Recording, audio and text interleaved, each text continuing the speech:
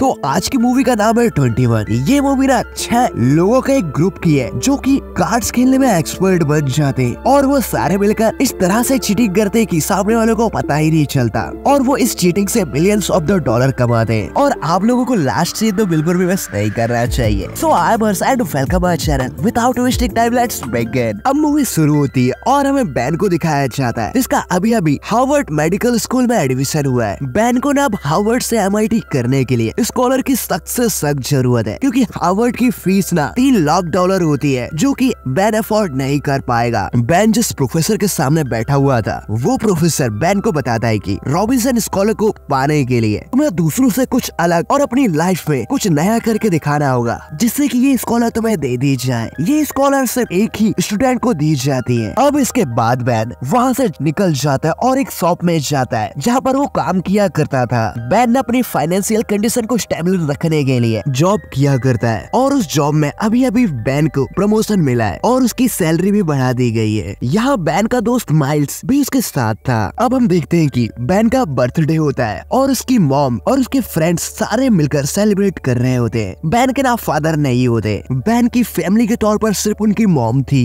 अब next day हम देखते हैं बैन की क्लास चल रही होती है और इस क्लास के प्रोफेसर मिक होते हैं। क्लास के दौरान प्रोफेसर मिक पूरी क्लास से एक सवाल पूछते हैं जिसका जवाब किसी को भी नहीं आ रहा था कि तभी बैन इस सवाल का जवाब बड़ी ही चतुराई से देता है और उस सवाल का जवाब सुनकर प्रोफेसर मिक काफी प्रभावित हो जाते हैं बैन से क्योंकि बैन की मैथ्स बहुत बढ़िया होती है। और अब हम बैन को देखते हैं जो कि कॉलेज के बाद प्लेग्राउंड में बास्केटबॉल खेल रहा था और वहाँ पर एक लड़की को देख रहा था जिसका नाम जिल होता है। वो उसकी क्रश होती है। अब नेक्स्ट सीन में हम देखते हैं कि बैन अकेला बैठकर स्टडी कर रहा होता है कि प्रोफेसर मिक का एक स्टूडेंट जिसका नाम फिशर होता है वो आकर उसे बुला के मिक के पास ले जाता है। अब यहाँ पर मिक बैन से कहता है कि क्या तुम हमारी टीम में शामिल होना चाहते हो? इस टीम में हम साथ मिलकर कसिनो में कार्ड्स खेला करते हैं और इन कार्ड्स गेम में हमारी फुल्ली प्लानिंग होती है जिससे कि हमारी जीतने की प्रोबेबिलिटी 80 to 95% बढ़ जाती है और इससे हम मिलियंस ऑफ द डॉलर कमाते हैं। तो ये तुम्हारे लिए एक अच्छा मौका है पैसा कमाने का। तुम हमारी टीम में शामिल हो जाओ। और इस टीम को पता है मिकी लीड करता है और इस टीम के सारे मेंबर्स ना काफी ब्रिलियंट और टैलेंटेड होते हैं। पर बैन ना इसके लिए नहीं मानता और वहाँ से चले जाता है। अगली सुबह हम देखते हैं कि बैन शॉप पर अपना काम कर रहा होता है और उन्हें अपने जो कस्टमर को जो प्रोडक्ट सेल किया होता है उसका कैलकुलेशन बहुत तेजी से कर लेता है। और वहाँ खड़ी जिल ये देखकर इम्प्रेस हो जाती है और वो बैन से मिलती है और उसे अपनी टीम में शामिल होने के लिए कहती है। जिल ना प्रोफेसर मिक की टीम में पहले से ही शामिल थी और वो बैन से कहती है कि ब्लैक जैक गेम काफी बढ़िया गेम है, तुम इससे इतना पैसा कमा सकते हो कि जितना कि तुम सोच भी नहीं सकते। अब बैन क्योंकि जिल को पसंद किया करता था तो वो उसकी बात मान जाता है और अब वो ब्लैक जैक टीम में शामिल हो जाता है। अब यहाँ पर मिकी ना बैन की ट्रेनिंग स्टार्ट कर देता है। ये सारा ग्रुप मिलकर साथ में इस चीज की प्रैक्टिस करा करते हैं। ये लोग कार्ड्स की वैल्यू को काउंट करते हैं और उन काउंट वैल्यू को अलग अलग नाम देते हैं जिससे कि इन्हें उन्हें बताने में आसानी जाए। इस टीम का अपना एक सिस्टम था और उस सिस्टम को बताने के लिए ये लोग कोर्ट्स में बात किया करते थे। अब समय के साथ साथ बैन भी इस खेल में माहिर होता जा रहा था। अब एक रात ब्लैक जैक टीम के सारे मेंबर साथ बैठे हुए होते हैं और यहाँ पर वो सभी बैन को प्लान समझा रहे होते हैं। चोई बता रहा होता है कि हमारी टीम को 2 हिस्सों में बांट दिया जाता है, स्पॉटर्स और बिग प्लेयर्स में। स्पॉटर टीम कसिनो के टेबल्स पर कम बैट लगाकर काउंटिंग करेंगे कार्ड्स की और बिग प्लेयर एक अय्याश लड़के की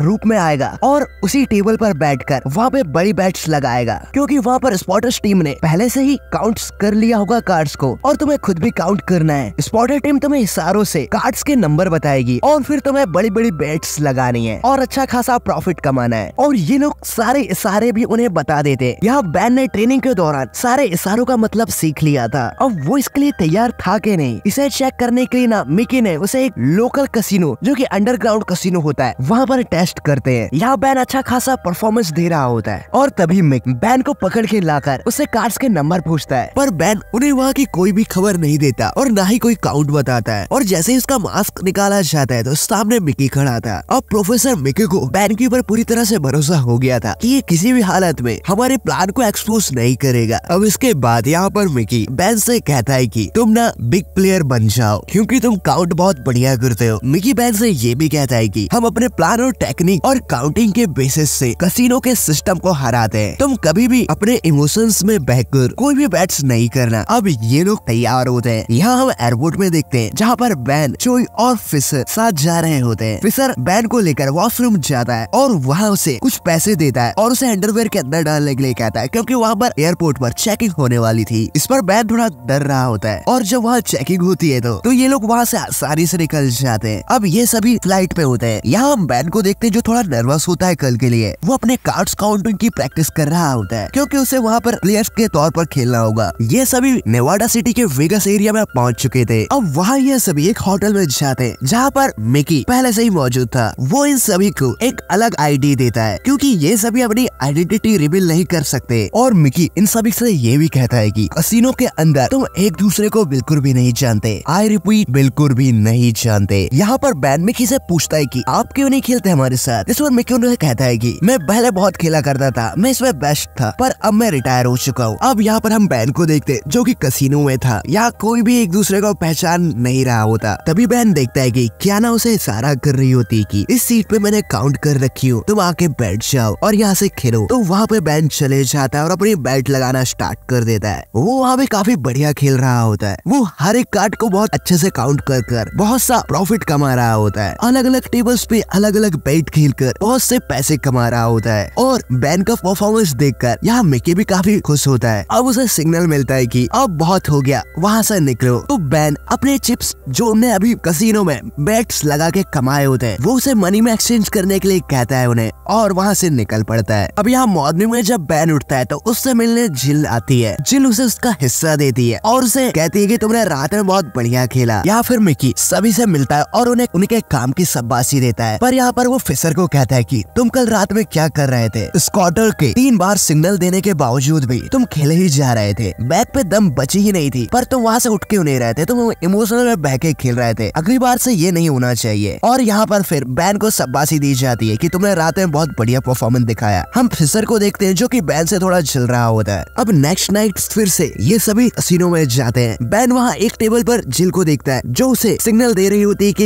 यहाँ पर काउंटिंग कंप्लीट है, तुम आके बस बैट लगाओ। जिल वहाँ बैन को एक कोड वर्ड के जरिए बता देती कि यहाँ काउंटिंग कितनी चल रही है। उसके हिसाब से बैन अपनी बैट्स लगाना स्टार्ट करता है। अब दूसरी ओर हम विलियम्स को देखते हैं जो कि कसिनो में किसी भी प्रकार की चीटिंग को पकड़ा करता था। वो यहाँ पे बहुत से सीसीटीवी कैमरेज में कसिनो की हर एक एक्टिविटी को नोटिस किया करते हैं। अब हम देखते हैं कि बैन और उसकी टीम यहाँ से मोटा प्रॉफिट कमाकर फ्लाइट से घर के लिए निकल पड़ी है। बैन घर आता है और अपनी मॉम से मिलता है। यहाँ उसकी मॉम उसे कॉलेज की फीस दे रही होती है, पर बैन अपनी मॉम से झूठ बोलता है कि मुझे स्कॉलरशिप के लिए सिलेक्ट कर लिया गया है, क्योंकि वो उनसे पैसे नहीं लेना चाहता था। ये सुनकर उसकी मॉम बहुत ज्यादा खुश होती है। इसके बाद हम बैन को देखते हैं जो कि अपनी कसिनो की सारी कमाई को एक डायरी में नोट करके उसके बेडरूम के ऊपर पे रख देता है। कि तभी वहाँ पर उसके रूम पे उसके बेस्ट फ्रेंड्स आ जाते हैं और अब ये लोग एक पब में जाते हैं। बैन अपने दोस्तों के साथ होता है और वो दूर से ही देखता है कि जिल उस पब में मौजूद है, तो वो उसके पास जाता है और उसे ड्रिंक के लिए ऑफर करता है। यहाँ ये दोनों ड्रिंक कर रहे होते हैं और यहाँ पर बैन के दोस्त उसे इस तरह देखकर काफी हैरान होते हैं। अब इसके बाद हमें बैन और जिल को मेट्रो में अकेला दिखाया जाता है। यहाँ पर बैन को लगता है कि जिल भी उसे पसंद करती है, इसकी वजह से वो जल्दबाजी कर देता है। पर जिल यहाँ पर ऑकवर्ड फील करने लगती है, इसके लिए वो माफी मांगने लगता है। इस पर जिल कहती है कि कोई बात नहीं, इस बारे में अब ज्यादा मत सोचो, और वो वहाँ से चले जाती है। अब फिर से बैन और उसकी टीम निकल पड़ती है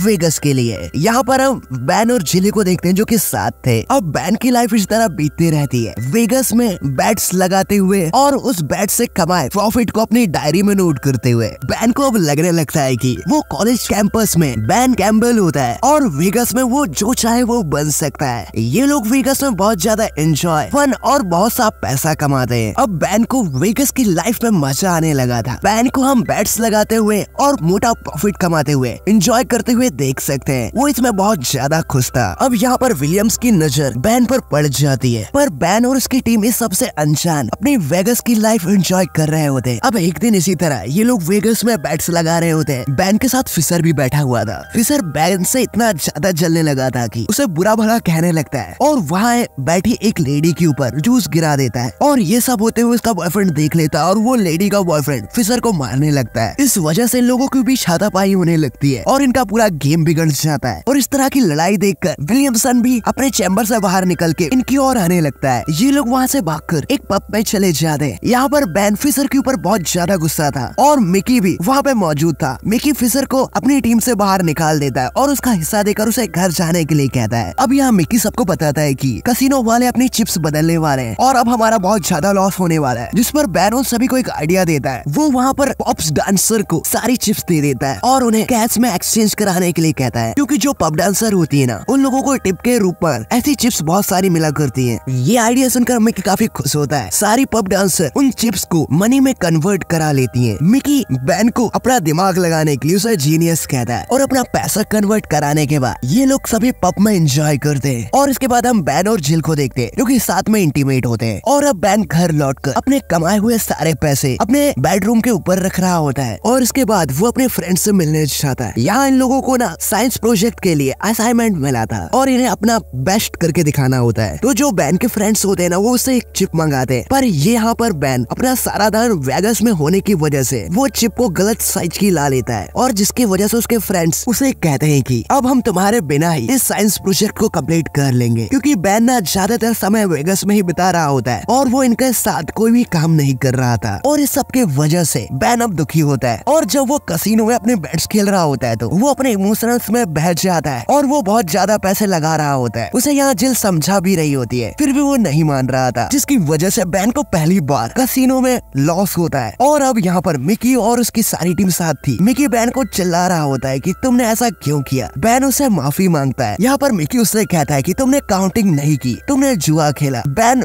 मिकी को कहता है कि जितना तुम्हारा लॉस हुआ उससे मैंने कई ज्यादा गुना कमा के दिया हूँ तुम्हें। और मिकी और बैन के बीच आपस में आर्ग्यू हो जाती है। इन सभी को छोड़कर मिकी यहाँ सारे पैसे लेके निकल जाता है। यहाँ बैन अपनी टीम को बोलता है कि हमें मिकी की कोई जरूरत नहीं है, हम अपना गेम खुद खेल सकते हैं। और तो और मिकी हमसे 50% लेता है और जबकि पूरी मेहनत हमारी होती है। और वो अपनी टीम को कन्विंस करने के लिए तैयार हो जाता है कि हम मिकी के बिना खेलेंगे। और इसके बाद बैन और उसकी सारी टीम मिलकर फिर से कसिनो में जाकर बैट्स लगाती है। अब यहाँ पर बैन अपनी काउंटिंग की स्किल से और टीम वर्क से बहुत सा पैसा कमा रहा होता है। पर तभी हम कसिनो के एक कोने में खड़ा मिकी को देखते हैं, जो कि यहाँ पर इन सभी को देख रहा था। और अब वो कॉल करके कोल विलियमसन को इन सभी के बारे में बता देता है। और इसके बाद कोल विलियमसन यहाँ पर आकर बैन की टेबल पे देखता है और अब वो उसे पकड़ कर ले जा लेते हैं। यहाँ कोल विलियम्स बैन की बहुत ज्यादा पिटाई करता है और उसे कहता है कि आज के बाद तुम इस शहर में नजर आए तो फिर से तुम्हारा मुंह फोड़ दूंगा। और यहाँ पर कोल बैन से पूछता है कि वो प्रोफेसर मिकी का क्या हाल है आजकल। मेरा और मिकी का बहुत पुराना रिश्ता है, मैं उसका बहुत पहले से पीछा करते आ रहा हूँ इस शहर में, पर वो मेरे हाथ आज तक नहीं लगा। उसने इस कसिनो का $1 मिलियन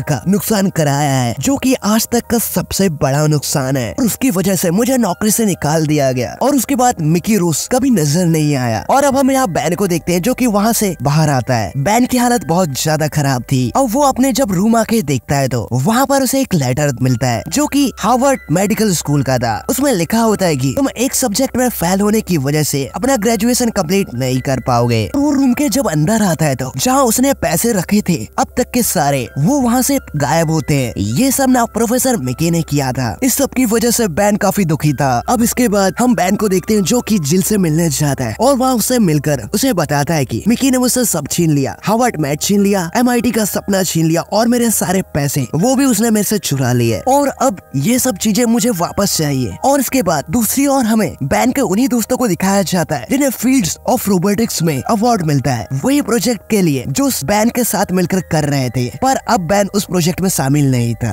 अब बैन मिकी के घर जाता है और वहाँ उससे कहता है कि प्रोफेसर अब मुझे वापस आना है। जिस पर मिकी कहते हैं पर अब क्यों, जिस पर मैनू ने कहता है कि अब मेरे पास कुछ भी नहीं बचा। मिकी यहाँ बैन की लाचारी देखकर मान जाता है और उसे कहता है कि तुमने अगर अच्छा खेला तो तुम्हें हार्वर्ड मैट्स भी वापस मिल जाएंगे और तुम्हारा ग्रेजुएशन भी कंप्लीट हो जाएगा। अब ये सभी मिलकर यहाँ पर प्लान बना रहे होते हैं। यहाँ बैन सभी को बता रहा होता है कि इस बार खतरा बहुत ज्यादा होगा, दाव बड़े होंगे और प्रॉफिट कई गुना ज्यादा होगा। अब क्योंकि इन लोगों को उन्होंने पहचान लिया है तो ये सभी अपना फेस बदल कर जाएंगे, क्योंकि वहाँ कसिनो में अब फेस ID आइडेंटिफिकेशन हो रहा था। इसकी वजह से बैन और उसके सारे टीम मेंबर अपना हुलिया चेंज करके कसिनो में चले जाते हैं। यहाँ पर बैन कसिनो में बहुत सा पैसा जीत रहा होता है। अब बैन के साथ यहाँ पर मिकी भी खेल रहा होता है। ये दोनों यहाँ पर बहुत सा पैसा छाप रहे थे। ये दोनों मिलकर बहुत सी बैट्स लगाते और बहुत ज्यादा पैसा छाप रहे थे। पर तभी इनके ऊपर कोल की नजर पड़ जाती है और कोल इनकी ओर आ रहा होता है। पर तभी ये सभी अपनी चिप्स लेके वहाँ से निकलने लगते हैं, पर कोल इनके पीछे लग जाता है। वो इन लोगों का पीछा कर रहा था। मिकी बैन से कहता है कि हमें कोल से बचने के लिए दो टीम में अलग अलग होना होगा और मिकी मिकी बैन से सारी चिप्स लेके दूसरी ओर भागने लगता है और इधर बैन और जिल साथ में दूसरी ओर भाग रहे होते हैं। ये लोग वहाँ से निकल जाते हैं। दूसरी ओर हम मिकी को देखते हैं जो कि वहाँ से बचकर निकलकर अपनी गाड़ी में पहुँच जाता है और वो गाड़ी में पहुँचकर काफी खुश था क्योंकि उसके पास बहुत सारी चिप्स होती है और वो सारा पैसा खुद ही रखना चाहता था। जब मिकी चिप्स चेक करता है तो वो चिप्स नकली होती हैं और फिर हमें यहाँ से फ्लैशबैक दिखाया जाता है। ये सीन वही होता है जहाँ पर बैन को कोल ने पकड़ लिया था। यहाँ पर कोल बैन से कहता है कि मैं तुम्हें बचने के लिए एक मौका दूंगा, तुम बस मेरा एक काम कर दो और सारे पैसे ले लो, बस मुझे मिकी रोजा तक पहुँचा दो, बाकी मैं देख लूंगा। बैन इसके लिए मान जाता है और अब फिर सीन प्रेजेंट में आता है जहाँ पर मिकी कार में बैठ के जा रहा था। वो जब ड्राइवर को चेक करता है तो वो ड्राइवर और कोई नहीं कोल विलियम्स होता है और कोल विलियम के